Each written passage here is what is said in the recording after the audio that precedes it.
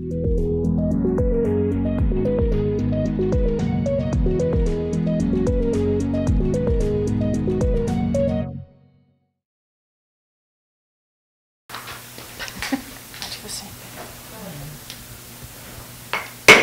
this regular meeting of council of Wednesday, May 12th, 2021 to order. Mayor and council would like to acknowledge that we're within the traditional territory of the Secwepemc Nation. Mr. Daly, before I ask for an adoption of the agenda, are there any late items? No, Madam Mayor.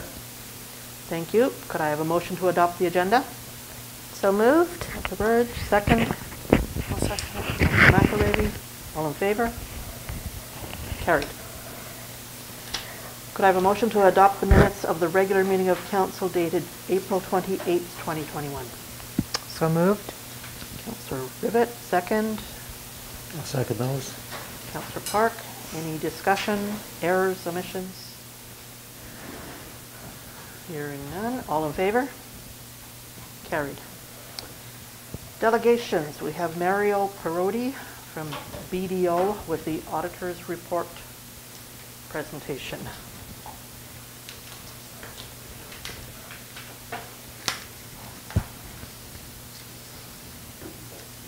I hope.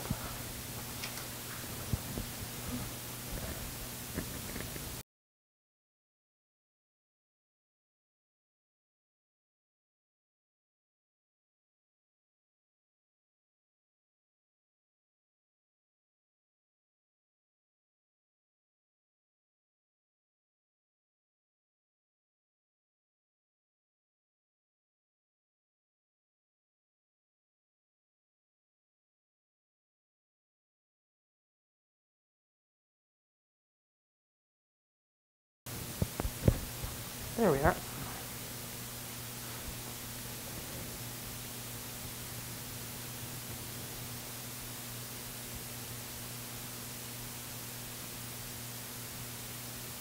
Whenever you're ready there, Mario.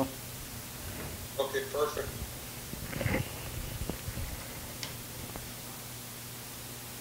Sorry about it. I saw that you guys joined 10 minutes, but I had to stop the meeting and restart it. It wasn't showing you was in the waiting room. Okay, so thank you, Council, again for having me. We're here today to present the financial statements for the year ended December 31st, 2020 for the Village of Clinton. In your package, you have financial statements that Mark Graff, and Mark Graff does not sign off on my audit. So those charged with governance under the community charter, being Mayor and Council, have had the chance to review and approve the financial statements in a public meeting. If it's Council's pleasure to approve these financial statements, we will be issuing a clean audit opinion again this year. So these statements present fairly and, our opinion, the results of the Village of Clinton for the year ended December 31st, 2020.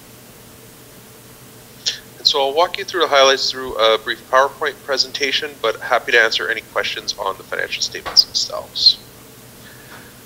So when we look at what we've come through this year, through COVID and everything else that's happened, we see a fairly stable financial statement for the village, in that your financial assets, all the cash that you have or cash that's coming in, did increase from 4.2 million up to 4.6 million, and your liabilities decreased from $320,000 to 286, which means that if we look at what the net financial position that you have, you increase from 3.8 million to 4.4 million, and so a healthy $500,000 increase. Bearing in mind, though, that there is $373,000 of COVID Safe Restart funding that was received in November that was unanticipated and wasn't able to be spent. So that is partly why you buoyed it, not the entire reason of why your financial position did increase. And when we look at the revenues that you had this year and look at the comparison of budget to actuals, total revenues were $2 million, down from last year at 2.5 million, but up from budget of 1.8. The biggest reason why you were down from last year is that last year the Community Forest Corporation was harvesting and did have a profit, and so that profit gets picked up as revenue for you even if they don't distribute it. So that's why we're down from last year, because this year they didn't have that. Why you're up from budget, though, is mainly in your government transfers and revenue from own sources. Revenue from own sources, that includes the woodlot income that you had this year, and your government transfers is that $373,000 COVID Safe Restart grant. We did see sales services drop with not being able to operate the recreation center and all that sort of thing. We expected to see a drop there, but overall, again, a good news story that you did fare better than your budget for revenues. The next slide just quickly shows the revenue and how we break it down by source of revenue, and just highlighting the fact that your total revenues of $2 million, nearly just under a third of it comes from property taxation. So very important, as I know you're very diligent and have seen your budgeting process when you set your property tax rates, just a reminder how important that number is for you. When we look at your total expenses, expenses came in at $1.8 million versus a budget of $2 million, and up slightly from $1.7 million last year. There were really two main areas where we saw the significant deviations from budget. Those were in protective services. The budget did include some consulting regarding a new fire truck, which did not happen on the consulting side. And then in public works, there was significant road and paving repairs that were scheduled to be done, which could not move forward last year. But over and above that, you were very close to your budget. And so when we bring it all together, we show an annual surplus of $216,000 for accounting purposes versus a budgeted deficit of $219,000. Now remember, when we say deficit for accounting purposes or surplus for accounting purposes versus how you budget, the way the financial statements are prepared is not consistent with the way you budget for the community charter. When you budget for the community charter, you're expensing your capital purchases, whereas you don't expense them on the financial statements. And similarly, you deal with transferring of reserves to fund deficits. Use your reserve funds is considered revenue in your budget process, but it's not revenue for the financial statements. And so that's why we have a disconnect. But this reconciles us about as close as we can to how you did against your actual plan. And so last year, because we had significant revenues from community forest, you ended up with a large surplus, combined with the fact that you had capital funding, and then you expense your capital assets afterwards last year. This year we didn't have as much capital, which is why we end up with a modest surplus after receiving the COVID Safe Restart grant. Then if we deduct our capital projects, add back amortization, which is non-cash, we come to a change in your net financial assets of $500,000, which is really a measure of how you did on a cash budget, which is what we're trying to look at when we're dealing with your actual financial plan. So $517,000 was your change in financial position. As mentioned earlier, $373,000 of that was the COVID Safe Restart funding, so you were actually at about $130,000 would have been your surplus this year, which is quite modest in a year where we had this. And then the last time that I'll pause on before we open it up for questions is just looking at your accumulated surplus, because oftentimes we see that the accumulated surplus is a big number relative to your operations. On $2 million revenue budget, you have $13.5 million as your total surplus, which begs the question, well, where is all that money? But when we drill down on what the accumulated surplus number is, we do see that although you have $13.5 million, of that, $9.1 million is invested in your tangible capital assets. So that's the equity in the community, and that number represents all the spending that you spent on infrastructure, your buildings, all your capital projects, less any debt outstanding, less any amortization against it. So this is the equity in your home, and we know that we can't, that's not money, that's just equity that you have.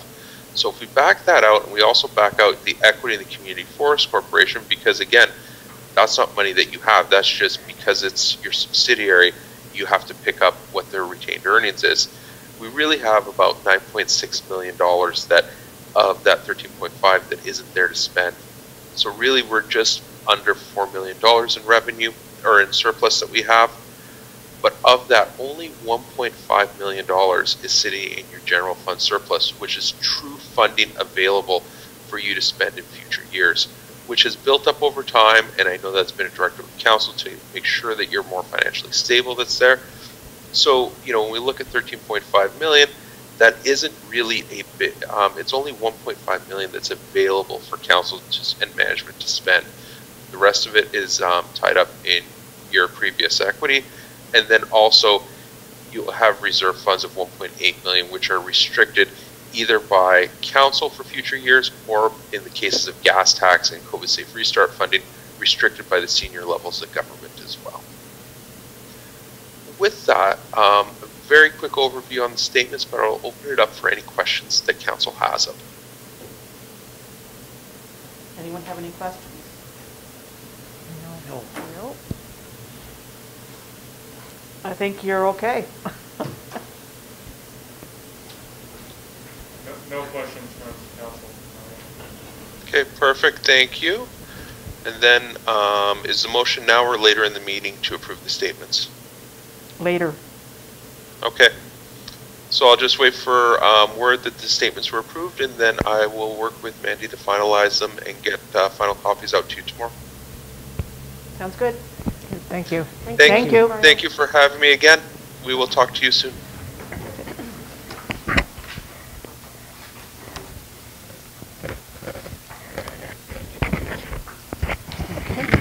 So that takes us to question period. CAO Daily, did we have any questions come in through our website? No, Madam Mayor. Okay. Moving on to correspondence for action. CADOSA, so Clinton and District Outdoor Sportsman Association, looking for ATV access to downtown Clinton.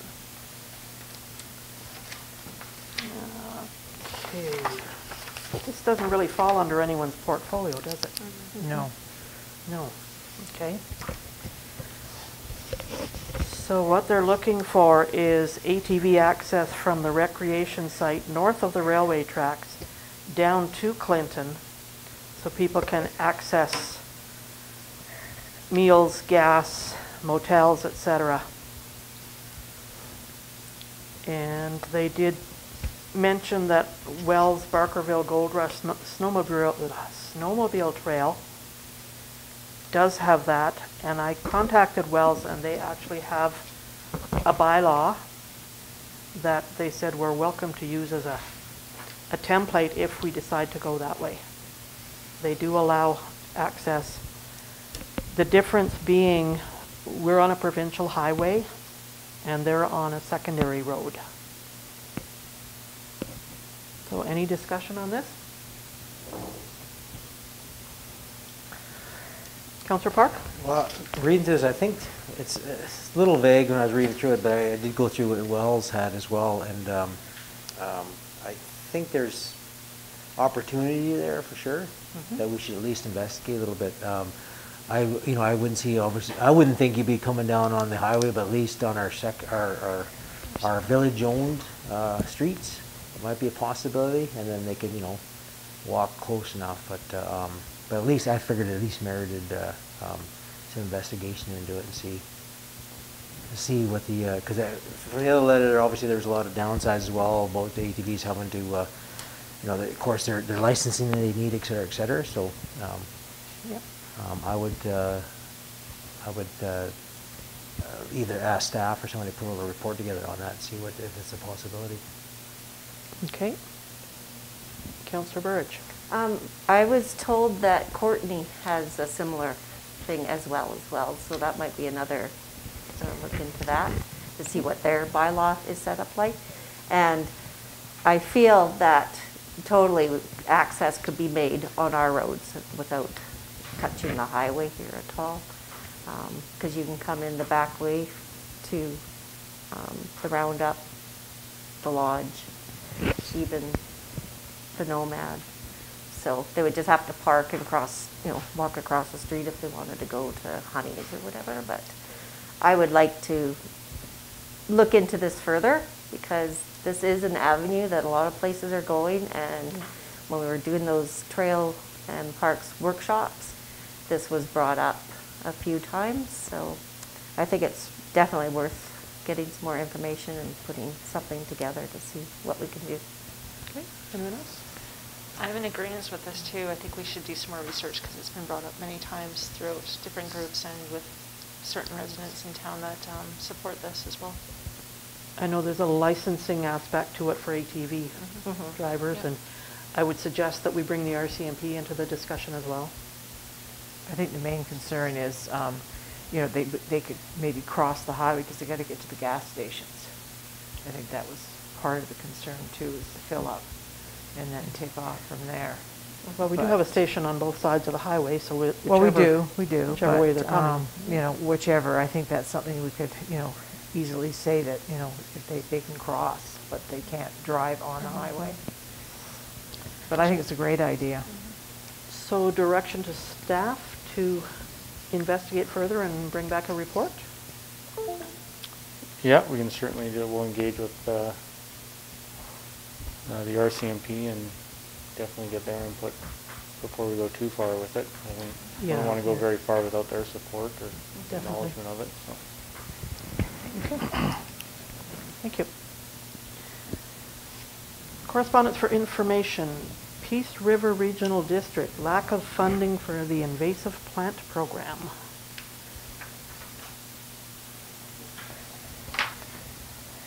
Reading file.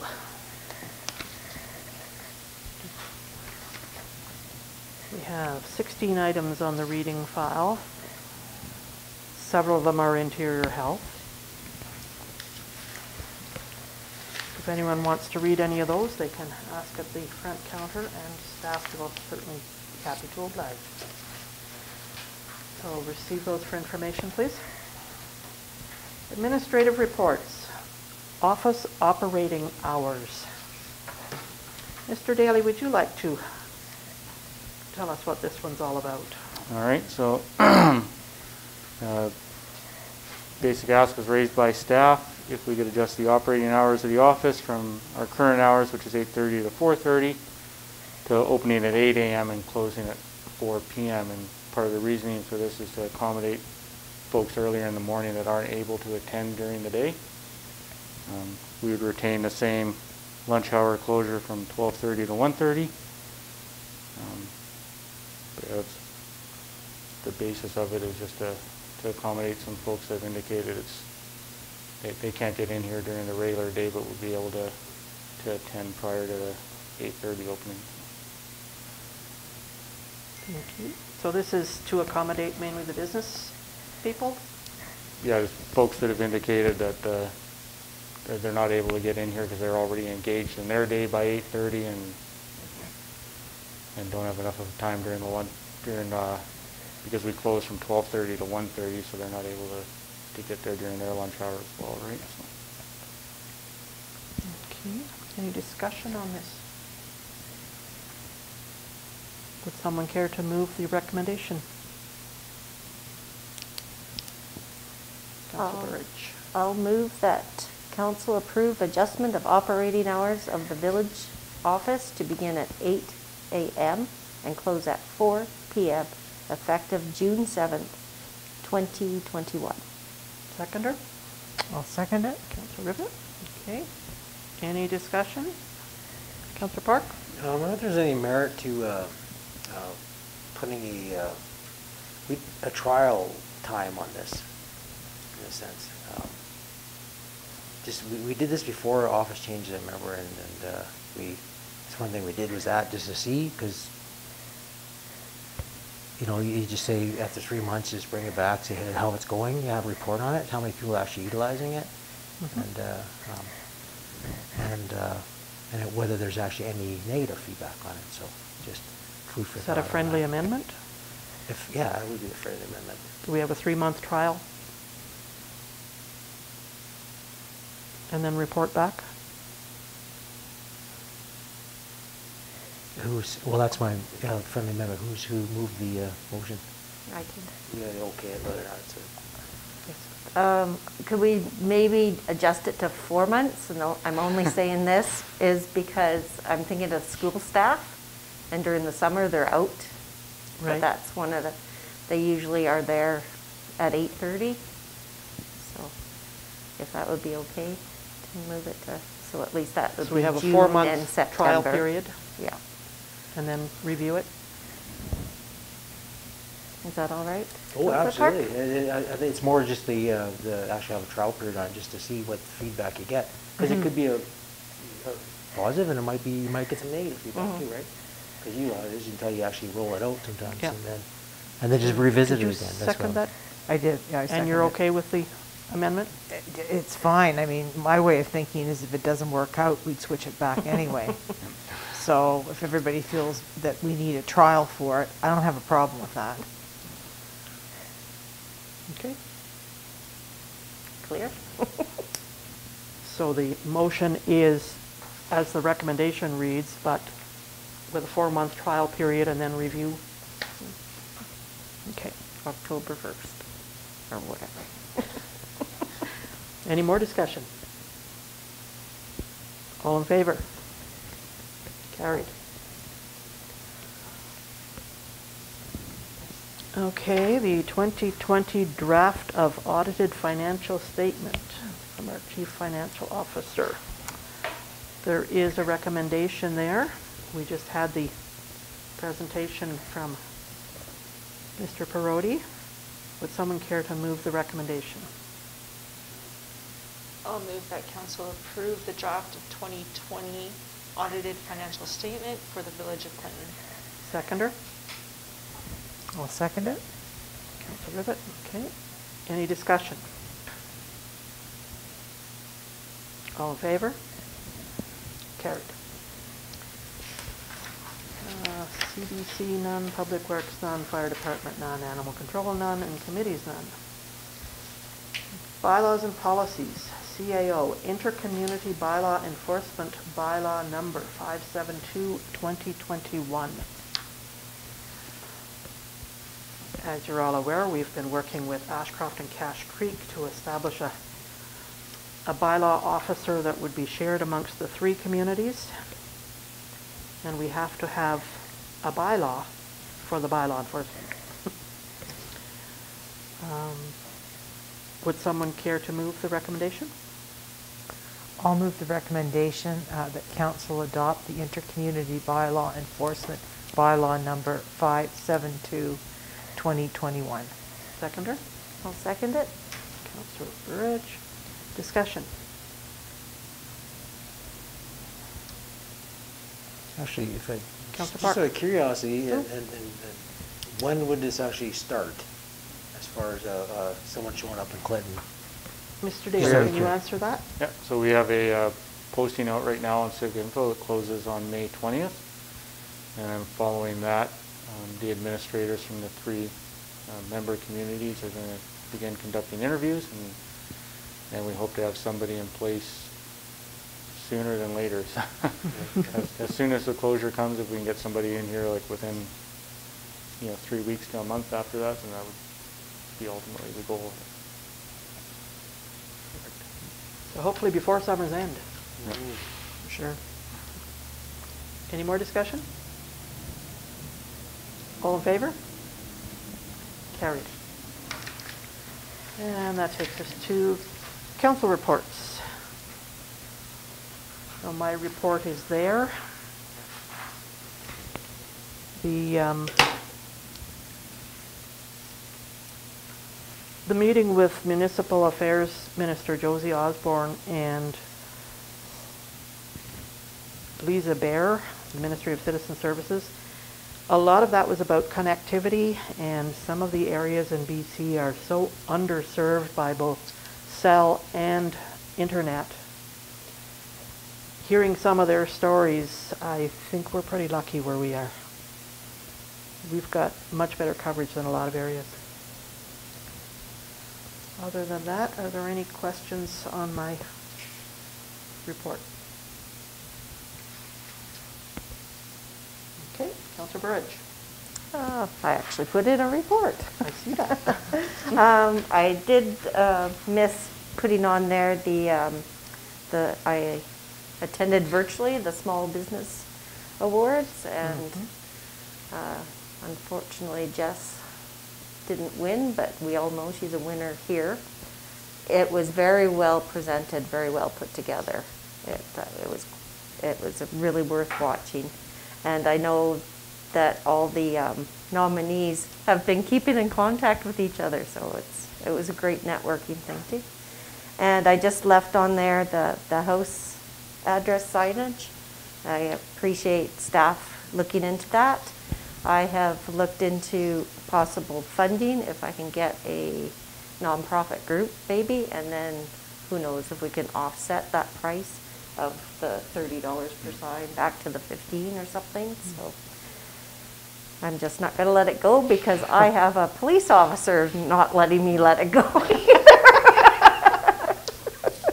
Sounds good. Yeah. So there you go. Any questions for Councillor Burridge? No? Councillor McAravey?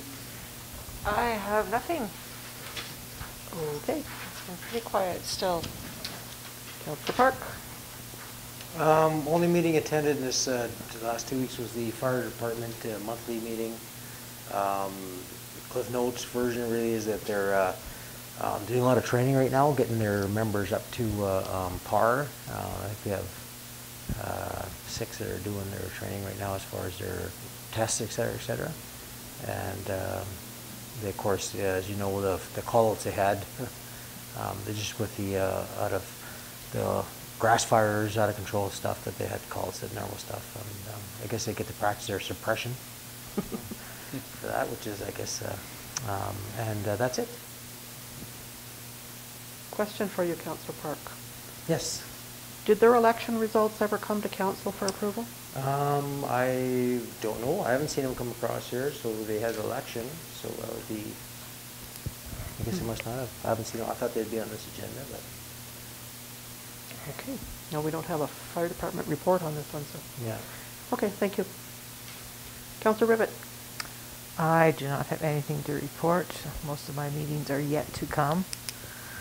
And I'll answer any questions if anybody has any. Okay. We'll receive those for information, please. We have no new business. Current list of motions. So outstanding items. Museum Society, that one's in progress. Paving, I see the request for proposal has gone out. So hopefully that paving will get done sooner rather than later. TNRD reflective street signs.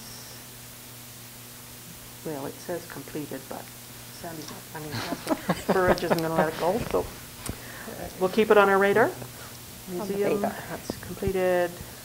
And provide a letter to the museum to work with Public Works for a planting program in progress. Any questions on those for CAO Daily?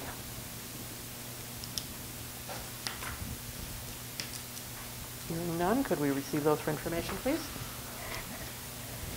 We have nothing on the calendar of events. We have no in-camera. Could I have a motion to adjourn? So moved. Councillor Burridge. We are adjourned.